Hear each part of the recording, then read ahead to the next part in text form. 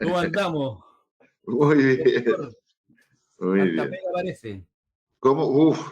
La Compin me están fiscalizando. Llevo ya como 2 meses de fiscalización. Así es que, cosa que me parece bien, si no fuera porque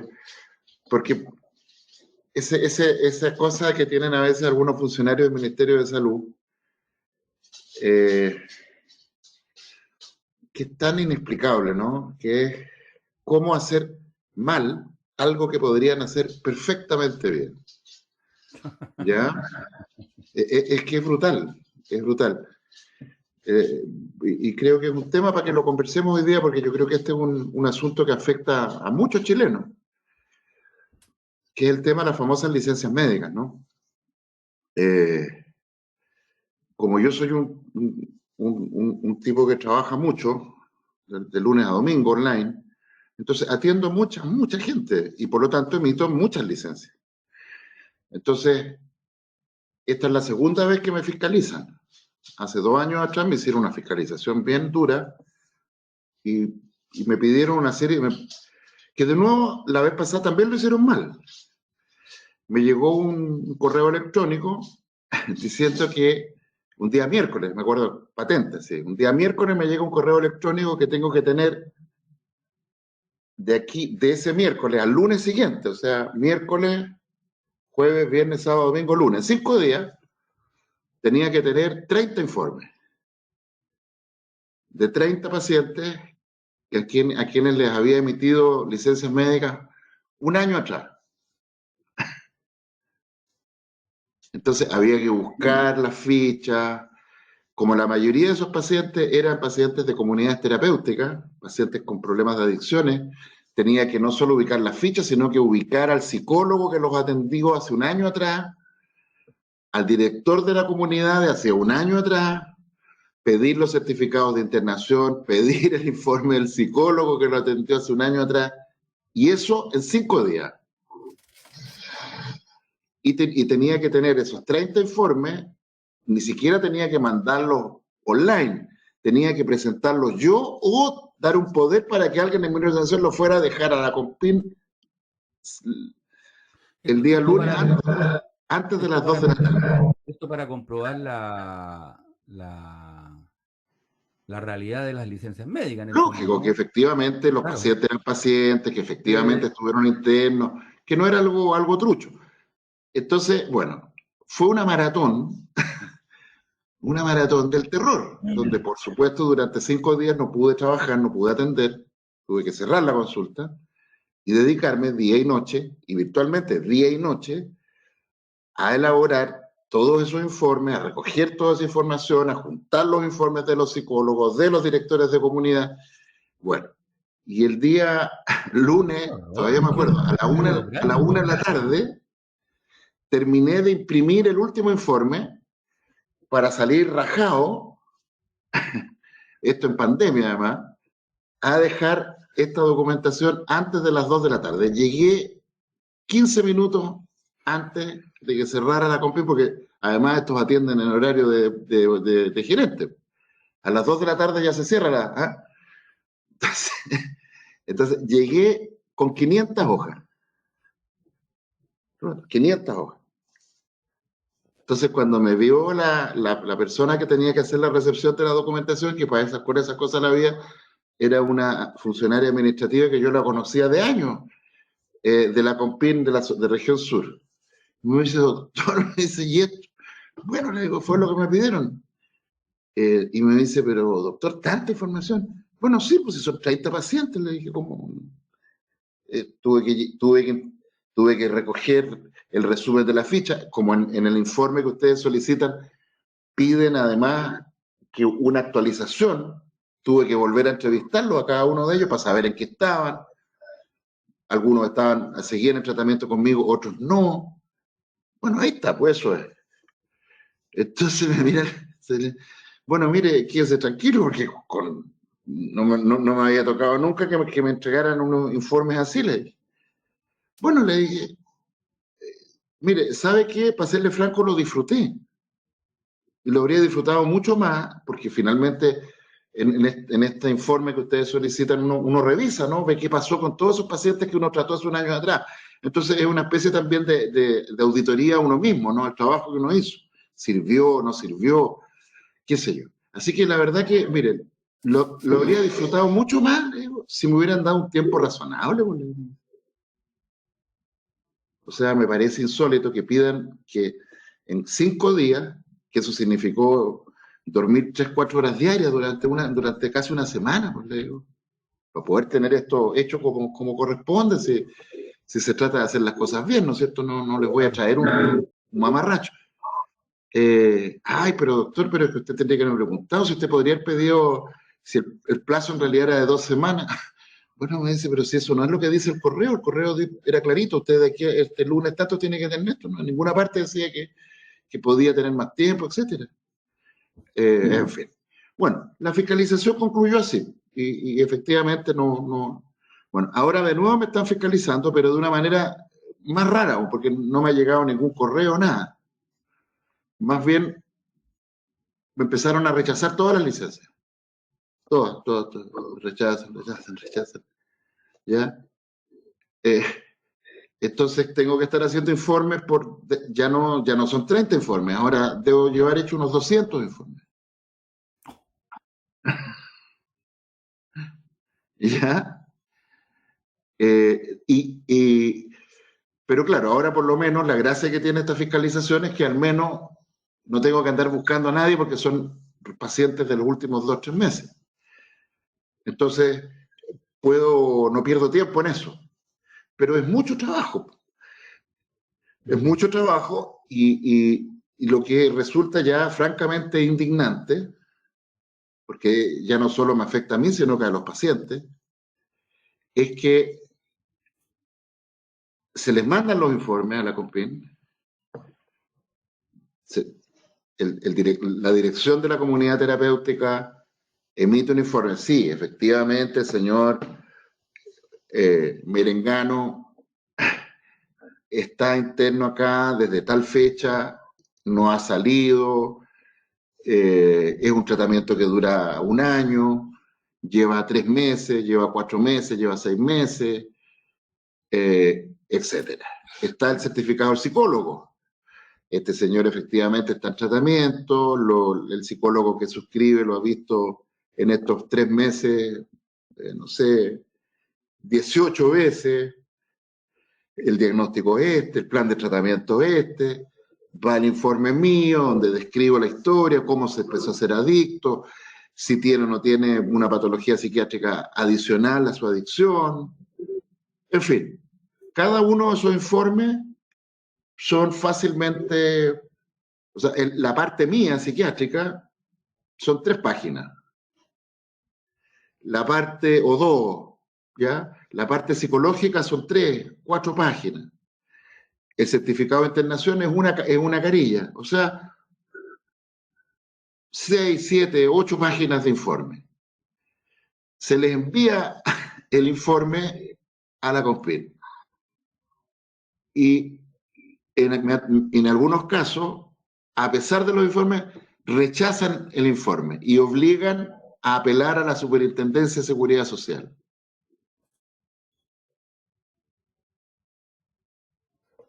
Entonces, con eso, lo que ocurre es que uno tiene pacientes que llevan ya 3 meses sin poder recibir su salario. Claro. ¿Ya? Porque es lo que más alega a la gente, que tanta demora en el CONPIN para que se les pague su licencia médica. Claro, y en este caso, lo que irrita, lo que indigna y lo que resulta ya francamente delito administrativo. ¿Ya? O sea, mire, yo no he querido todavía tomar acciones y llevar esta situación a la Contraloría General de la República, pero si esto se mantiene, claro que lo voy a hacer. Porque resulta que cuando a un funcionario de la administración pública se le entrega poder para fiscalizar el uso adecuado de un instrumento tan necesario y al mismo tiempo tan costoso como es una licencia médica. Sí. A ver, seamos claros, cuando un médico le dice, mire, este señor va a estar 30 días, 60 días, 90, va a estar un año con licencia médica, Claro. porque está en un tratamiento que requiere estar interno durante un año en una comunidad terapéutica. Por supuesto que uno tiene toda la conciencia del dinero que significa eso. O sea, imagínense una persona que gana 600.000 pesos mensuales, 700.000 pesos mensuales, que yo diría que es el salario promedio de los pacientes que yo veo en comunidades terapéuticas. De repente por ahí hay alguna excepción, algún paciente que puede ganar 1.200.000, 1.400.000, qué sé yo, pero son los menos. La mayoría son trabajadores de la construcción,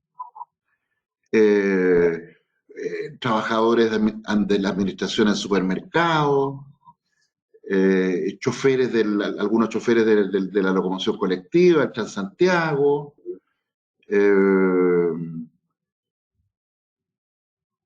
fin, ese perfil de pacientes ya que ganan 600, 700, 800.000 pesos mensuales.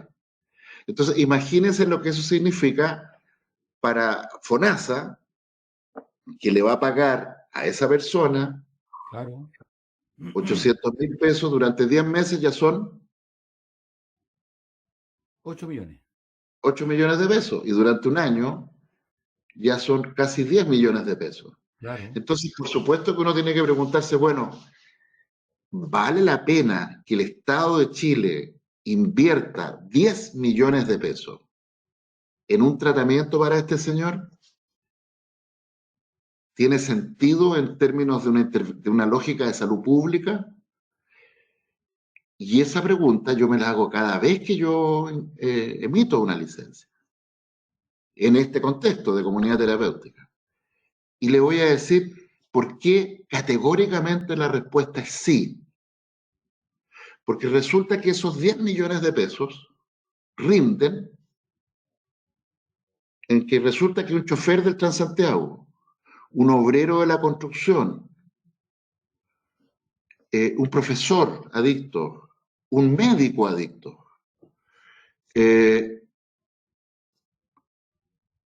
la mayoría de estos pacientes, que son hombres, la gran mayoría, después voy a hablar de mujeres, que también la adicción es muy fuerte en mujeres hoy día en Chile, pero con licencia médica la mayoría son hombres, ¿ya?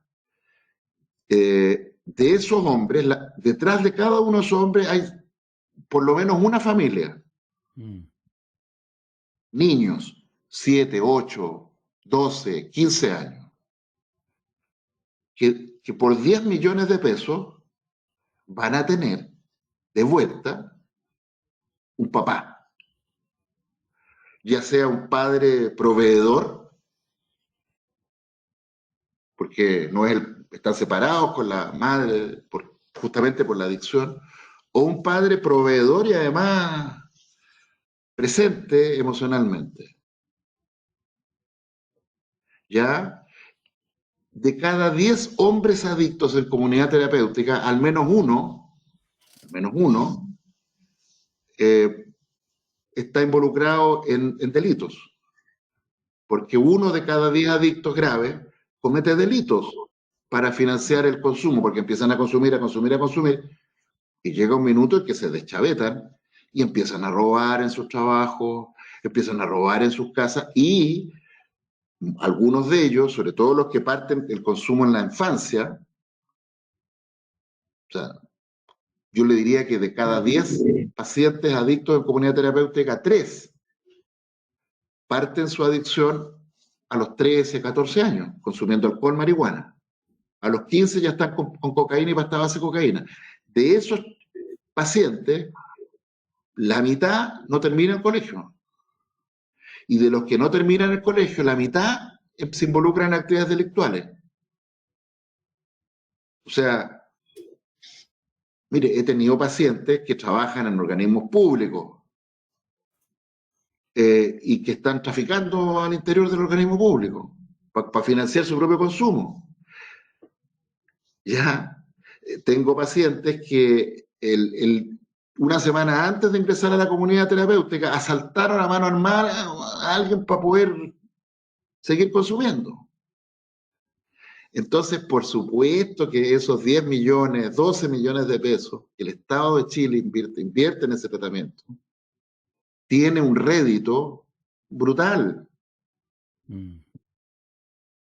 Es menos delincuencia, son menos niños, niñas, jóvenes, sin, que recuperan un padre proveedor, al menos, o un padre en toda su plenitud también. Bueno, y por supuesto que eso, que no quiero desconocer el hecho de que no todos esos tratamientos son exitosos, ¿no es cierto? Porque alguien podría decir, oiga, sí, pero párele, pues sí. De cada 10 pacientes adictos que usted sostiene con sus tratamientos y licencia, todo lo que usted habla en una comunidad terapéutica, ¿todos van a mantenerse abstinentes y limpios de consumo de drogas cuando salgan? No. Yo le diría que, ya con más tiempo trabajando, yo le diría que de cada 10, 7, 8 se mantienen y sostienen y el tratamiento es exitoso. Y hay 1 o 2, 3 tal vez de los 10 que no. Pero incluso esos que fracasan pueden volver a reinternarse, etcétera, ¿ya? Por lo tanto, fracasos totales, así, ese paciente que ingresó una vez, reingresó, yo le diría que es 1 en 10. Entonces, claro que es un tratamiento tremendamente eficaz, y donde el costo versus el beneficio no hay por dónde perderse, digamos. Entonces, ¿qué es lo que indigna? Bueno, y esto que se aplica para las adicciones se aplica para otras patologías psiquiátricas. Pues hablemos de una mujer, un caso típico, una mujer que es ejecutiva de un banco, que trabaja en un call center, que es profesora, o que está cursando un cuadro posparto, una depresión posparto. Ahí tiene 4 o 5 ejemplos. Y que bien medicada, bien terapiada, en vez de estar disfuncional, afuncional, discapacitada total o parcialmente durante un año, después de 1 o 2 meses de tratamiento con licencia médica, se recuperó, volvió a trabajar. Y volvió a trabajar bien. ¿Se fija? Entonces, una de las gracias que tiene la salud mental, cuando se hace bien, si se hace al lote no, pero cuando la salud mental, los tratamientos en salud mental se hacen bien, el rédito para el sistema público o privado, ¿ya? Es enorme, es enorme, ¿ya? O sea, yo le puedo decir que yo no tengo, salvo los pacientes que están en comunidades terapéuticas, ¿no? Que es otra historia, porque son tratamientos largos, pero en pacientes que no están en comunidades terapéuticas, el periodo máximo con licencia que yo tengo algunos pacientes que están bajo tratamiento me serían 3 meses, así a lo más. 1 mes la mayoría. 2 meses. ¿Ya? ¿Cómo demora, Doc, un adicto en, no sé si esa es la pregunta, pero cómo se recupera, por ejemplo, a un adicto de alcohol, Bueno, de lo primero droga? es parar el consumo. Y ahí se Y produce un fenómeno que es la abstinencia. la abstinencia, ¿no? Que Claro. es como lo más duro para el adicto. Yo No creo sé, que me eso depende de pregunto. la droga. ¿Ah? Depende de qué droga. Por ejemplo, el alcohol, en adictos graves, adictos que están, de esos adictos que son, como se les llamaba antiguamente, el alcohólico consuetudinario, ¿no? Esos alcohólicos que toman por días, por semanas, por meses y por año. Y que de pronto interrumpen el consumo porque ingresaron, los obligaron, a la mayoría de ellos ingresan forzados, digamos, porque la familia los agarró, los metió, porque se mandaron alguna cagada. Un ejemplo reciente, tengo un paciente que estuvo 1 año en tratamiento por alcoholismo, salió, logró mantenerse abstinente casi 1 año, dejó la medicación que se le había indicado, un paciente con un trastorno del ánimo, probablemente una enfermedad bipolar. Dejó el tratamiento, se coincidió eso con que perdió la pega, estaba sin pareja, lo sacan de la pega, le entregan una buena cantidad de plata ¿cómo se llama?, de desahucio, ¿ah? Y se vio solo, sin pareja, estaba enrabiado, frustrado, y se puso a tomar.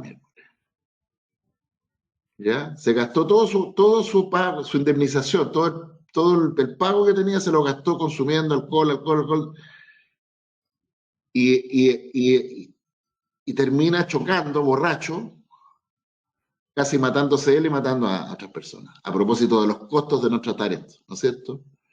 Bueno, este paciente cuando ingresa a tratamiento, claro que va a tener un síndrome de abstinencia muy, muy intenso porque el alcohol tiene una característica muy peculiar. El alcohol es una droga que es un depresor muy potente del sistema nervioso central, es casi un anestésico. Bueno, por eso es que en las películas antiguas de cowboys, ¿se acuerda usted cuando? Se decía, nena, es solo un rasguño, el clásico ese. Llegaba el típico corto de whisky. Exacto, cuando le iban a sacar la bala. Sin hielo. Claro, el cowboy, ¿no es cierto? ¿Cómo se le sacaba la bala, ¿no es cierto? A John Wayne, no sé, al cowboy. Era, ¿no es cierto? No un taco, era agarrar una botella de whisky de esos que era casi alcohol puro, para adentro, ya lo tenían bien anestesiado con alcohol, y llegaba no sé quién y con un cuchillo filoso le sacaba le ponían un palo, siempre ese es el clásico, ¿se acuerdan? El palo en la boca, Era todo un rito, ¿no es cierto? El palo en la boca, el cuchillo, y después le echaban pólvora a la herida y quemaban. O sea, ese era el tratamiento de las heridas de cowboy. Bueno, el alcohol es un poderoso anestésico, ¿ya? Y por eso es que en dosis alta puede causar cuadros de coma etílico. Hay mucho alcohólico que termina muerto porque se intoxicó, quedó botado en la calle en un día, en un día lluvioso y frío como el de hoy. Pasó toda la noche tirado, nadie lo rescató, porque en Chile ser alcohólico es un pecado, es un vicio,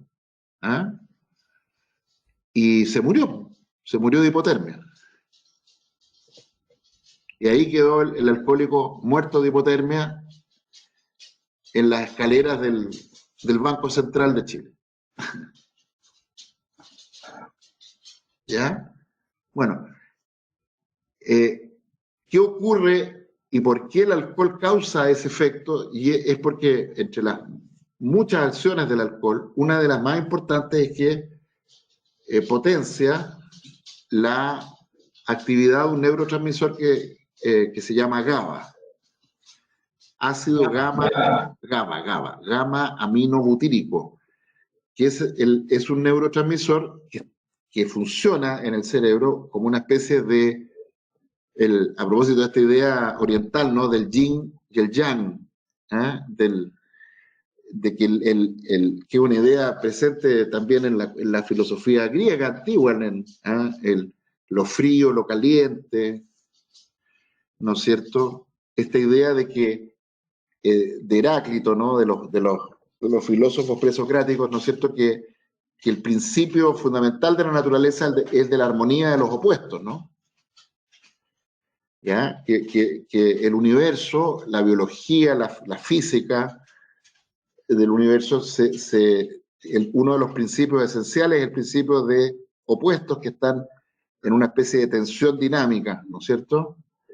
Bueno, en el cerebro hay un neurotransmisor que es GABA, el ácido gamma aminobutírico, y por otro lado está el glutamato, el ácido glutámico, ¿no es cierto? Y estas dos sustancias, GABA genera disminución de la actividad cerebral y glutamato tiene un efecto excitatorio, aumenta la actividad neuronal, ¿ya? Entonces lo que hace GABA y el alcohol, o el alcohol a través de la estimulación GABAérgica, es provocar depresión de la actividad eléctrica cerebral. Apaga el cerebro, es un off. El cerebro se pone en off. ¿Ya? Entonces, por eso que el consumo de alcohol tiene esa cosa, las primeras dosis tienen un efecto estimulante, aumenta el glutamato. Por eso que cuando se toma la persona la primera copita, se estimula, se pone más parlanchín, se ríe más, ya incluso en el ámbito erótico, ¿no es cierto?, puede facilitar la desinhibición sexual, porque por un lado... Yo tenía unos amigos que, ya, vamos, oye, puta, saquemos a bailar, po. Yo que era un poco más, ahí siempre, pero mis amigos necesitaban tomarse un copete antes. Bueno, ¿por qué? Y eso que acaba usted de escribir es algo muy importante. Porque el alcohol, por un lado, desinhibe, estimula en dosis bajas, excita, aumenta, y por otro lado, aumenta la inhibición, por otro lado, estimula o aumenta GABA que disminuye la ansiedad, apaga la parte ansiosa del cerebro, por decirlo así. Es un ansiolítico muy poderoso. Entonces, en dosis bajita, el alcohol desinhibe, estimula, y por eso es que las personas que son fóbicas, que son muy ansiosas, que tienen fobia social, que son patológicamente tímidos, el alcohol es un elixir, es un brebaje mágico, ¿ya? Porque les permite ser y hacer lo que nunca harían porque los libera de esa inhibición ansiosa. Entonces, si la cosa llegara hasta ahí, estaría fantástico, pero el problema es que como se sigue bebiendo, ya se empieza a apagar todo, entonces ya se pierde la coordinación motora, se empieza a apagar la tele, empieza a quedar dormido. Se te apagó la tele. Exacto, y finalmente la persona intoxicada en alcohol termina en coma, inconsciente. ¿Ya? Bueno, cuando ese evento de depresión masiva de la actividad cerebral se reitera una y otra vez durante días, semanas, meses y años, el cerebro desarrolla, a propósito de esto del yin y el yang, ¿ya? Desarrolla un fenómeno que se llama tolerancia.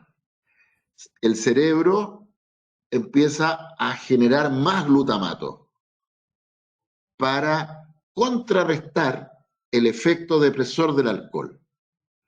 Entonces eso es lo que alguna gente dice, no, yo tengo buena cabeza para el alcohol. Yo me puedo poner 4 o 5 piscolas y estoy como tuna. ¿Y por qué? Porque esa persona tiene un hábito de consumo que va generando cambios plásticos en el funcionamiento cerebral que permiten que el cerebro se defienda de esta noxa depresora, generando más glutamato. ¿Y cuál es el problema? El problema es que si alguien que tiene un cerebro que se adaptó a este daño permanente depresor, ¿qué pasa si esa persona de pronto deja de consumir alcohol porque quiso o porque se dieron las circunstancias? Yo tengo un paciente que ingresó a tratamiento, llevaba años bebiendo alcohol, y por una circunstancia quedó, ¿cómo se llama?, aislado en un lugar, hubo un temporal, se cortaron los caminos y quedó aislado en un lugar donde no había acceso a alcohol y se le acabó su provisión de alcohol y en 2 días estaba sin alcohol. Y el pobre hombre, el glutamato que estaba produciendo su cerebro, se quedó sin el GABA y se produce un estado de hiperexcitabilidad cerebral que es lo que puede llegar a producir alucinaciones, el famoso delirium tremens, ¿se acuerdan? ¿Ya? Claro. O cuadros convulsivos. Un paciente que hizo una abstinencia, se quedó sin alcohol y hizo crisis convulsiva, o hizo un estatus epiléptico y se murió, producto de un estatus epiléptico. O empieza a hacer una taquicardia, empieza a sudar, empieza a tener diarrea, dolor de guata, temblor, un estado de hiperexcitabilidad cerebral, no recibe alcohol o no recibe una benzodiazepina, diazepam, clonazepam, que haga funciones parecidas a las que ejerce el alcohol para contrarrestar este estado de hiperexcitabilidad, y ese paciente puede terminar muerto de un ataque de arritmia, puede terminar muerto de un infarto, de un accidente cerebrovascular, de un estatus epiléptico, etc. Por eso que el alcoholismo, tratar a un alcohólico en la etapa de abstinencia es muy delicado, y uno de los trabajos que más he tenido que hacer con las comunidades terapéuticas es enseñarle esto. Porque en las comunidades terapéuticas existe esta lógica bien absurda, pero muy instalada, de que los medicamentos psiquiátricos son drogas también. Entonces los adictos dicen, no, doctor, yo así nomás, a nomero macho. Yo no tomo ni una droga más. Entonces echan en el mismo saco el alcohol, la cocaína, la marihuana, y el clonazepam, y la lamotrigina, y el carbonato de litio, y la fluoxetina, todos son drogas. Entonces resulta que ha costado un kilo, y que la gente de las comunidades entienda que medicar a algunos pacientes que lo requieren, no todos, es salvarles la vida. Porque un cuadro de abstinencia alcohólica no tratado, este estado de hiperactividad excitatoria glutamatérgica, si el paciente no recibe tratamiento oportuno de eso, no solo lo pasa mal y anda viendo, alucinando, delirium tremens son alucinaciones visuales, ¿ya? Elefante rosado, como decir, se echaba la talla, ¿no? Antiguamente, ¿ya? Bueno, si ese paciente no recibe tratamiento oportuno, puede terminar muerto de un accidente cerebrovascular, de un estatus epiléptico, etc. Entonces, claro, eso ocurre con el alcohol. Otras drogas, como la cocaína, la nicotina, la marihuana, producen cuadros de abstinencia que pueden ser a veces muy intensos, pero que no tienen la gravedad de la abstinencia de alcohol. Y la otra droga que produce un cuadro de abstinencia gravísimo son todos los derivados de los opioides. Pacientes que son adictos a morfina, a la codeína, los clásicos, todavía es muy común que chiquillos jóvenes, sobre todo, compren jarabes para la tos, que vienen con codeína, y en vez de tomarse, no sé, una cucharada cada 8 horas, cada 6 horas, se toman un frasco cada 8 horas. Pum, para adentro, pum, para adentro. ¿Y eso qué produce? Una adicción produce en efecto, los opioides tienen un efecto parecido al del alcohol. Por un lado son depresores, pero también tienen un efecto inicial medio estimulante. Entonces produce un estado como de sopor alegre. En las novelas en la novela esta de Sherlock Holmes, de Conan Doyle, ¿Ya? Sherlock Holmes era adicto a heroína. Se iba a unos fumideros de opio.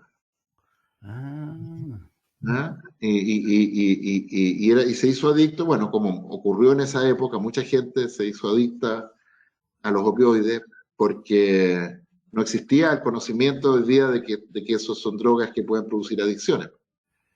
Entonces era incluso hasta como un signo de distinción el consumir opio en cierta época en Europa. En el alcohólico como en el drogadicto de droga dura, no sé, cocaína o droga blanda, como se llama, marihuana, el alcohólico el organismo te va pidiendo día a día beber, beber, beber. Bueno, depende de qué tipo de nuevo, del tipo de abstinencia. En general, cuando hay adicciones, hay síntomas de abstinencia y eso, y genera eso que usted dice, el organismo le pide.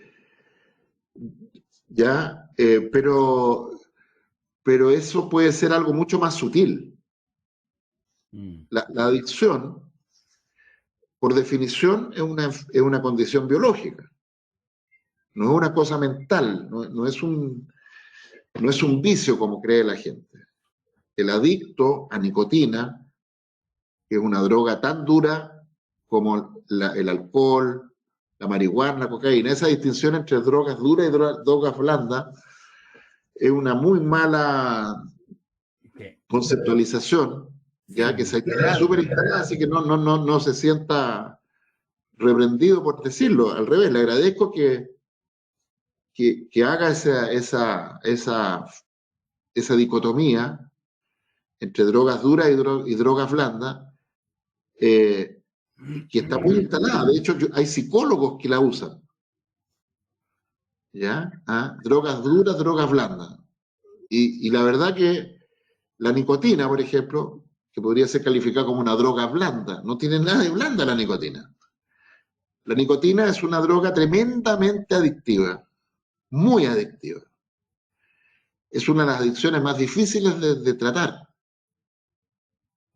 justamente por lo adictiva que es la nicotina. Y es muy adictiva la nicotina porque la nicotina tiene una desgracia, y es que la persona fuma, sube los niveles de nicotina rápidamente porque se inhala, entonces la nicotina llega al cerebro rápidamente.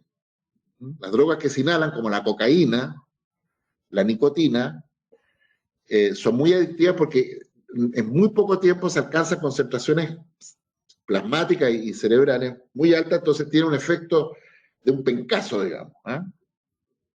Es un shot de nicotina, es un shot de cocaína, que producen una liberación de dopamina y otras sustancias muy alta, entonces el efecto es muy rápido. El adicto a la nicotina se fuma el pucho, o a veces dos puchos, uno tras otro, ¡pum! Viene el shot de nicotina. El adicto a cocaína se pega sus jales, ¿no? Y tiene un shot de dopamina rápidamente.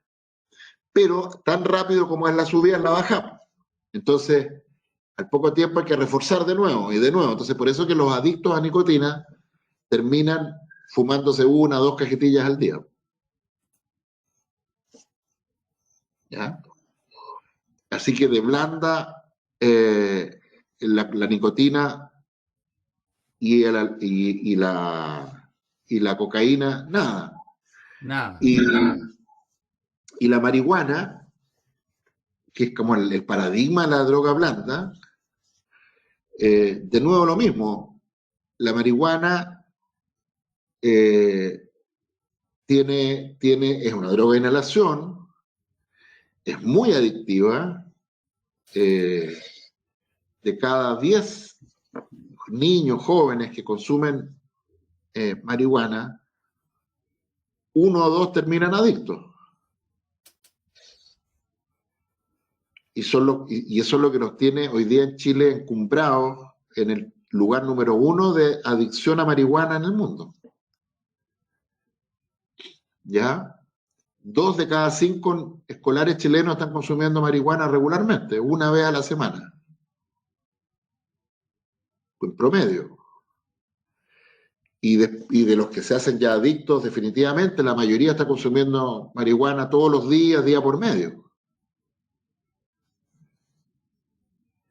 ¿Ya? Y contrariamente a la falacia que ha instalado la Ana María Gasmur y toda esa manga de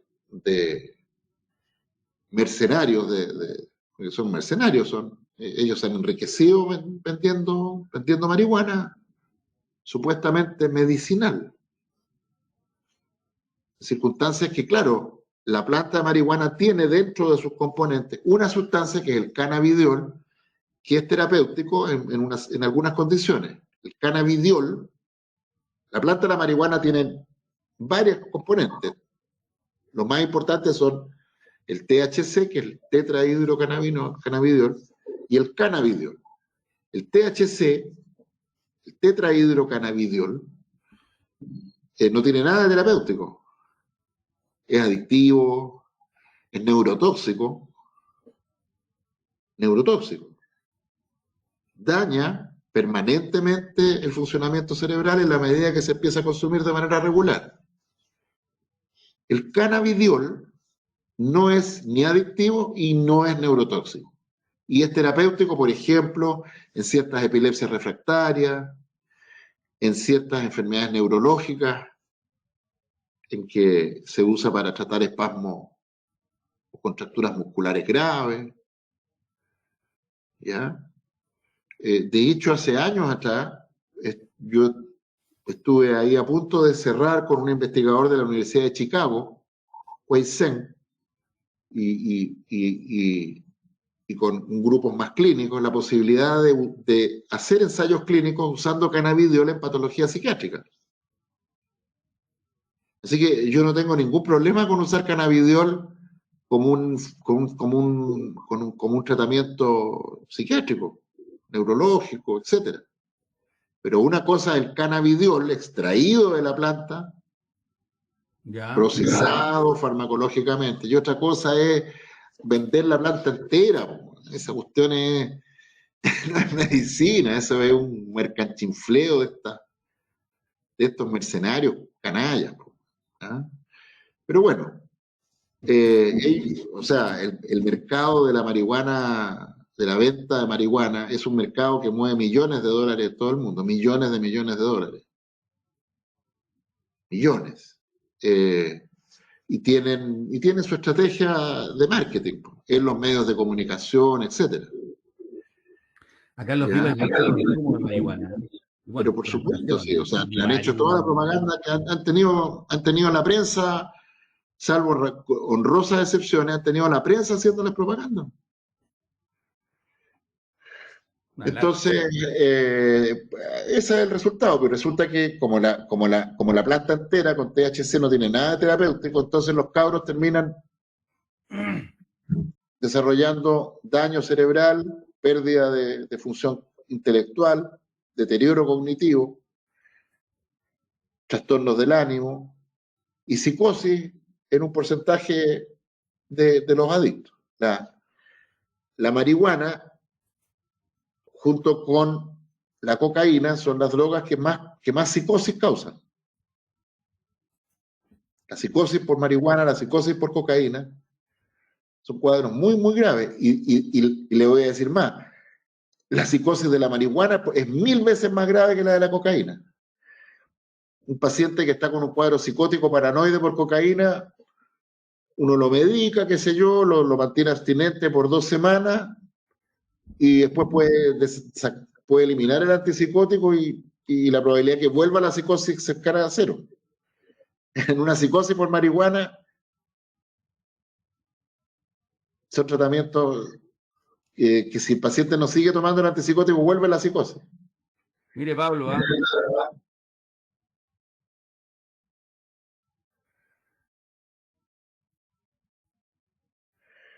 bueno, le han recomendado consumir marihuana, no lo haga, pues Pablo Astudillo Pulgar.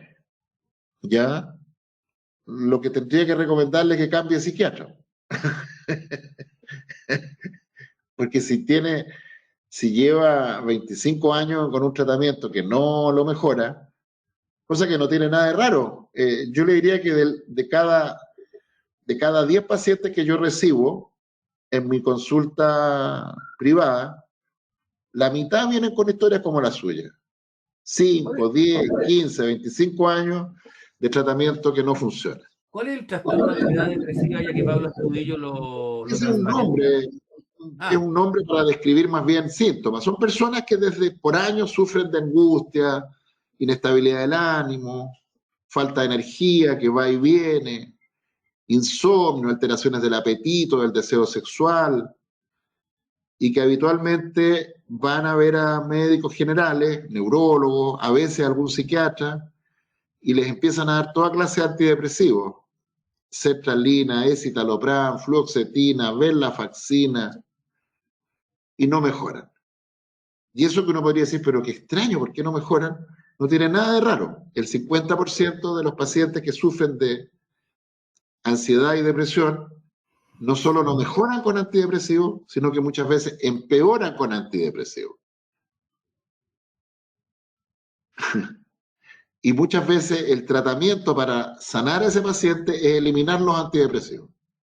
A veces con solo eliminar los antidepresivos el paciente se siente mejor. No bien, pero mejor.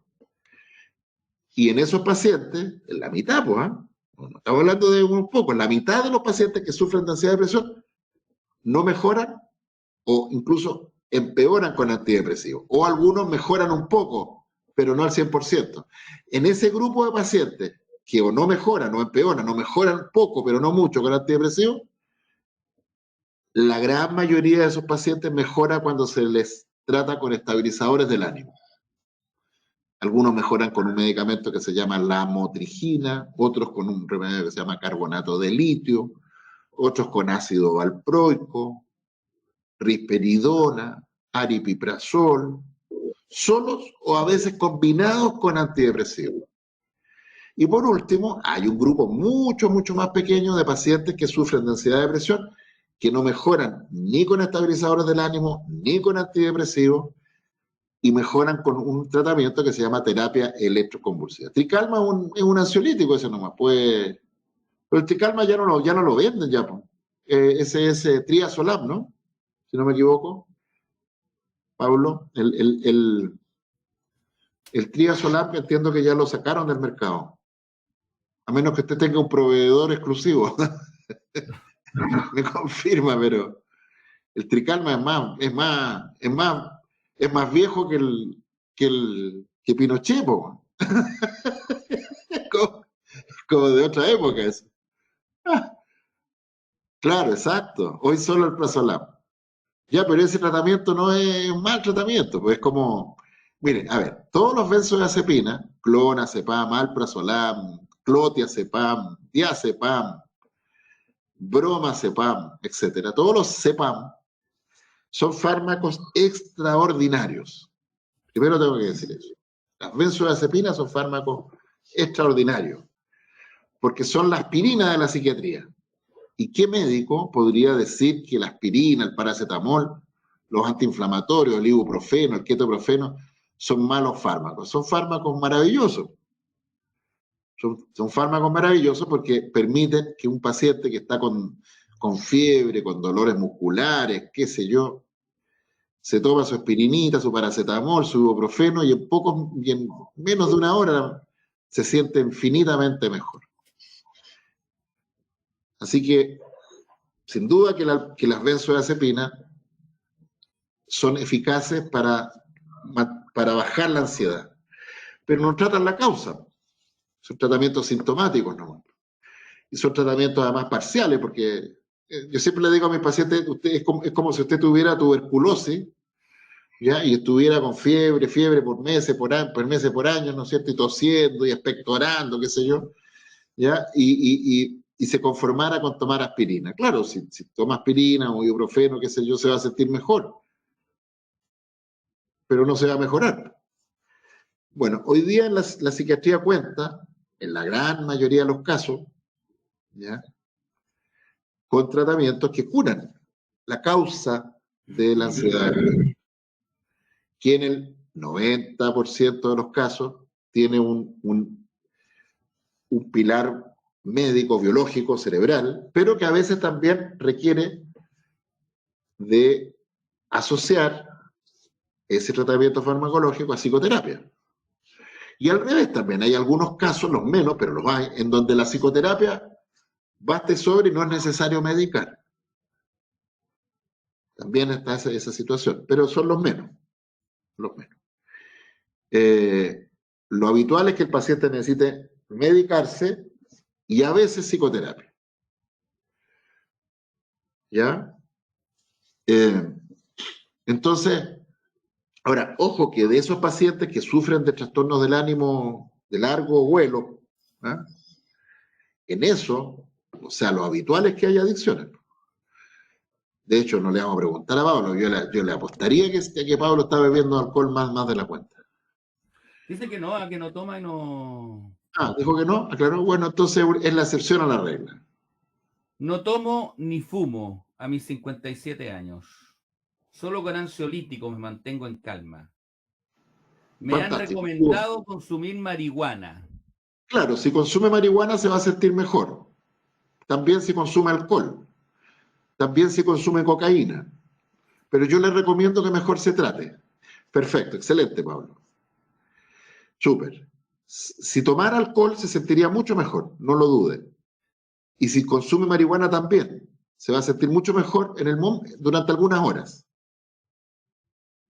Y si vuelve a consumir marihuana se va a prolongar el efecto terapéutico. Pero a mediano, y sobre todo a mediano plazo, ni siquiera a largo, a mediano, se va a ir empeorando cada vez más su trastorno del ánimo, porque como el alcohol y la marihuana, por un lado alivian en agudo, pero por otro dañan más el cerebro, entonces al final los pacientes tienen pan para el minuto, para unas pocas horas y hambre para después. ¿Ya? De hecho, está ya bien demostrado con estudios de seguimiento a nivel epidemiológico ya, que muestran que las personas que tienen trastornos del ánimo y beben alcohol o consumen marihuana tienen tasas de suicidio el doble, el triple de los pacientes con trastornos del ánimo que no consumen alcohol ni marihuana. Ahí tiene la droga blanda, la marihuana. Pero vaya usted a decirle eso a la Ana María Casmurri en un programa de televisión. Bueno, ya no se puede, de hecho. Usted sabe que la única vez que yo tuve la oportunidad de interactuar con la Ana María Casmurri en un canal de televisión, ¿Ya? por ahí anda circulando el debate ese, se enfureció, se descontroló esta mujer, porque además es bien histérica ella, pues es bien trastornadita la personalidad, la doctora Casmurri, como ¿ya? ¿Ah? Y después, años después de ese programa, un día me llamaron de un canal, ya ni me acuerdo cuál, me dijeron, oye, doctor, lo queremos tener para hablar sobre marihuana, sabemos que usted tiene posiciones bien duras al respecto. Ya, pues le digo, y estaba todo listo, y el día antes me llama el productor del canal, dice, oye, doctor, sabe que no va a lo de mañana. Me dice, ya le digo, no se preocupe, y perdone, ¿y qué pasó? No, mire, es que no le puedo decir, me dice, ya, pero cuénteme, pues le digo, ¿qué pasó? No, mire, le voy a contar la firme, entre no, me dice, pero la Ana María Casmurri lo vetó, dijo que si usted estaba, ella no iba. Le dije, mire, qué bueno saberlo, entonces que la doctora Casmurri entonces le pone la pauta a los medios de comunicación. Bueno, ahí tiene un ejemplo, menos mal que no me acuerdo ni qué canal era, ¿ya? No me acuerdo, no. Suele ocurrir eso, doctor, suele ocurrir. Sí, no, si usted sabe, pues, lo sabemos, pero lo que es llamativo es que, bueno, en fin, había una política bueno, usted sabe que uno de los magnates es George Soros, es uno de los magnates que ha instalado... sí, hay George Soros. Busquen por ahí George Soros, marihuana, Uruguay.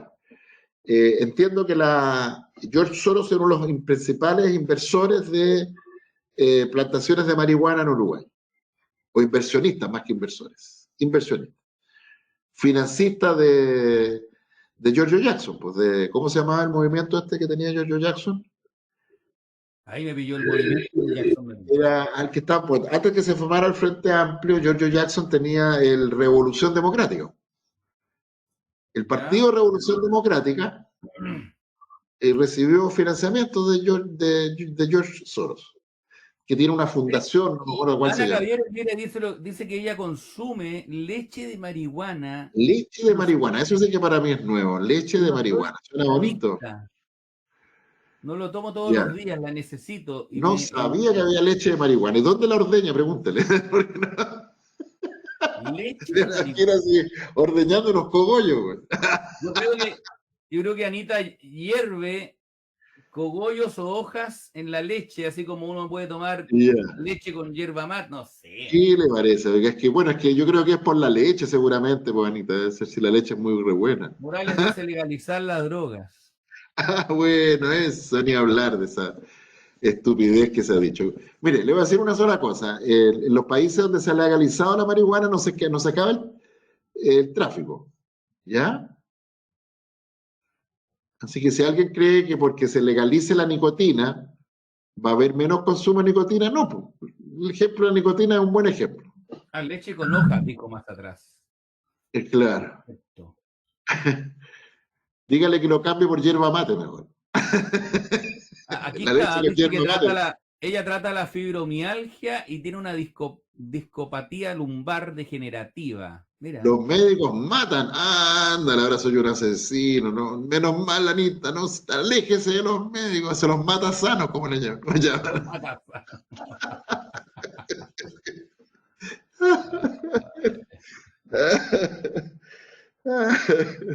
Está como una paciente que el otro día, no es una paciente en realidad, es la madre de un paciente. Entonces, a mí me llamaba la atención que esta señora, yo estoy tratando al hijo, y con carbonato de litio, porque tiene un trastorno del ánimo más o menos severo, ¿no? Y el hijo realmente ha sido maravillosa la respuesta que ha tenido, ya mucho, mucho mejor, ya no está impulsivo, ya no está inadecuado, reflexivo, un encanto chico, ¿eh? 19 años. Y a mí me llamaba la atención porque nunca la mamá se contactaba conmigo. ¿Ya? Entonces ya, como a los 4 meses de tratamiento, le dije, oiga, ¿por qué no me da contacto con su mamá a preguntarle cómo lo ve, qué sé yo?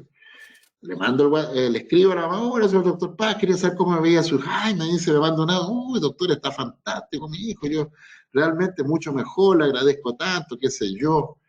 Mire, me dice, y yo también estoy con problemas, estoy yendo al psicólogo porque tengo problemas emocionales y qué sé yo, pero el psicólogo me dice que lo mío es solo para psicoterapia, que no es necesario que tome remedio. Entonces yo medio en serio, medio en broma le digo, mire, yo que usted le pediría prestado a su hijo un poquito el litio, pruebe, y en una de esas deja sin pega el psicólogo. Y me dice, ay no, yo soy anti-remedio, me dice. Entonces, bueno, yo no le quise decir nada más que nada para no perder. Le dije, mire, no le escribí, le dije, mire, anote esto que usted acaba de escribir, guarde este WhatsApp y en 2 años más hablamos. Y parece como que se anduvo picando la señora. Y me mandó un audio diciendo, doctor, yo he estado leyendo que el litio es un medicamento que puede producir daño al riñón y no sé qué. Yo no soy anti. Por supuesto que a ella yo no le respondí absolutamente nada más, porque ya. Me duele la cabeza y me mando un paracetamol inmediatamente. O sea, mire, yo creo que más que ser anti-remedio, pro-remedio, hay una crítica que se ha hecho a la psiquiatría que yo creo que es justa. ¿Ya? Como ocurre con todas las cosas, ¿no? Aristóteles decía que la virtud es un justo medio.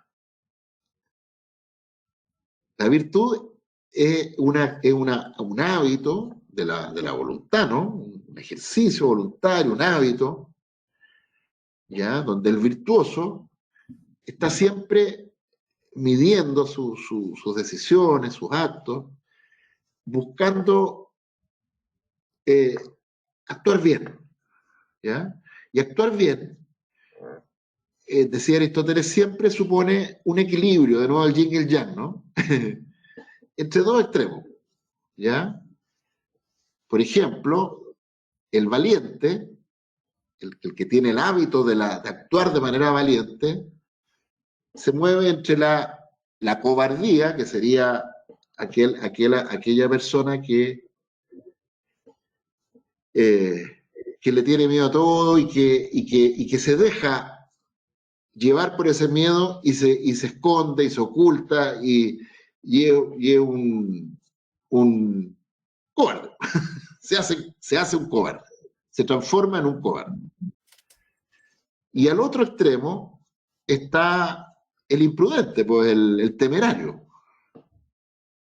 Y el temerario es una persona que no es que sea valiente, es temerario. No le tiene miedo a nada, no siente miedo. es omnipotente, cree que a él o a ella no le va a pasar nunca nada.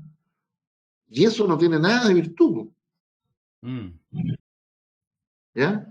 Ser valiente no es ser cobarde y tampoco es ser temerario. Ser valiente es sentir miedo, como el cobarde, y de alguna manera sentir que se puede, como el temerario, pero ajustando eso a las circunstancias. Como dice el dicho, lo cortés no quita lo valiente. Exacto. ¿Qué quiere decir eso? Quiere decir que el hombre valiente y prudente no va a ir por la vida haciendo lo que él cree correcto cada vez. No, lo adapta, verá, ¿ya? Hay ocasiones en que a lo mejor es mejor no actuar, ser cauto para evitar sufrir un daño directo de manera innecesaria. En fin, la virtud es un justo medio. Bueno, con los medicamentos pasa un poco eso, ¿no? Los fármacos son fármacos que ayudan extraordinario en todos los ámbitos, y en la psiquiatría especialmente.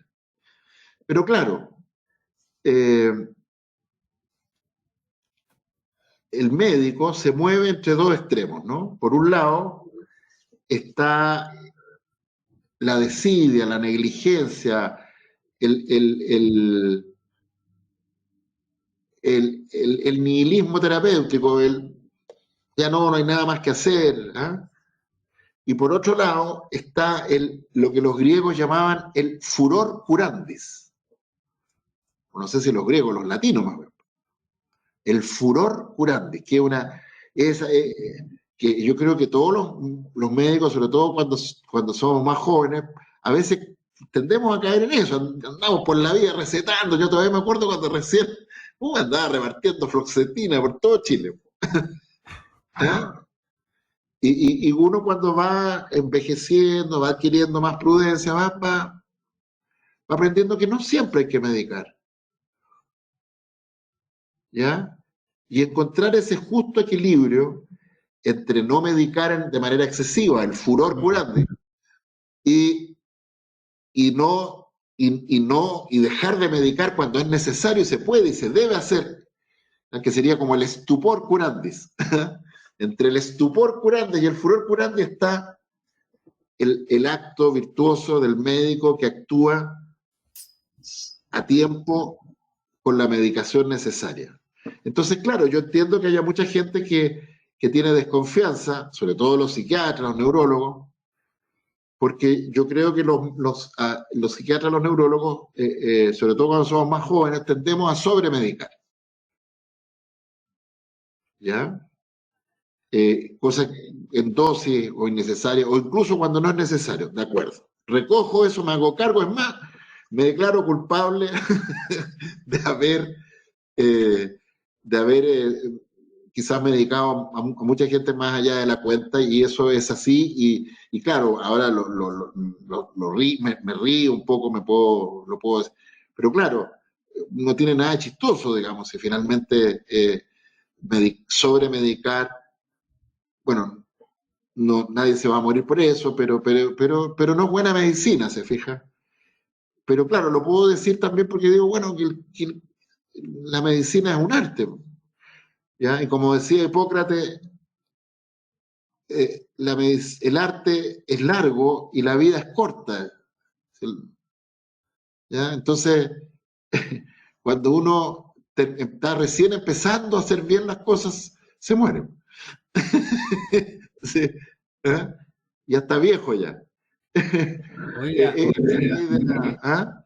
mire el caso que nos pone Marlene Rojo. Yo sé que ya estamos en el tiempo, pero nos vamos a tapar un poco, Doc, nos vamos a cubrir. ¿Ya? Marlene Elizabeth Rojo dice que es depresiva, diagnosticada desde el año 93. Mire, derivó en anorexia, bulimia, me terapié, me mediqué. Se sentía horrible. Ya, pues Marlene, mire, qué bueno que la música le está ayudando, fantástico. Qué bueno que dejó los medicamentos que le estaban haciendo mal, Pero claro, usted misma lo dice, ¿no? Que cada día es un esfuerzo, porque probablemente está entre Tongoy y los vinos. Está mejor, pero no está bien. Y a lo mejor con un estabilizador del ánimo, algún fin. Yo le aconsejaría que pida ayuda. ¿Ya? Música y a lo mejor un poquito la motrigina, un poquito el litio, qué sé yo, podría ayudarla a vivir harto mejor todavía. ¿Ya? Pero claro, ella lo que está describiendo es que los fármacos que le dieron no solo no le hacían bien, sino que le hacían peor. Bueno, eso le pasa al 50% de los pacientes que sufren de trastornos anímicos y ansiosos, que la medicación antidepresiva los empeora. ¿Ya? Y yo creo que una de las cosas más graves que todavía no se ha resuelto es que no se les enseña eso a los médicos generales que en los consultorios reparten antidepresivos como si nada, y a los psiquiatras. Hay muchos psiquiatras y yo no entiendo, muchos colegas, porque en las escuelas de psiquiatría no se les enseña esto, ven un paciente, le dan un antidepresivo, no mejora, le dan un segundo, un tercero, un cuarto, después va otro psiquiatra, le da otro antidepresivo, y no dice, bueno, ¿en qué minuto aparecerá un psiquiatra que diga, mire, ¿sabe qué? Vamos a probar con estabilizadores del ánimo? En fin. Estamos ya pasaditos, así que un gusto como siempre, Álvaro. Sí, gracias.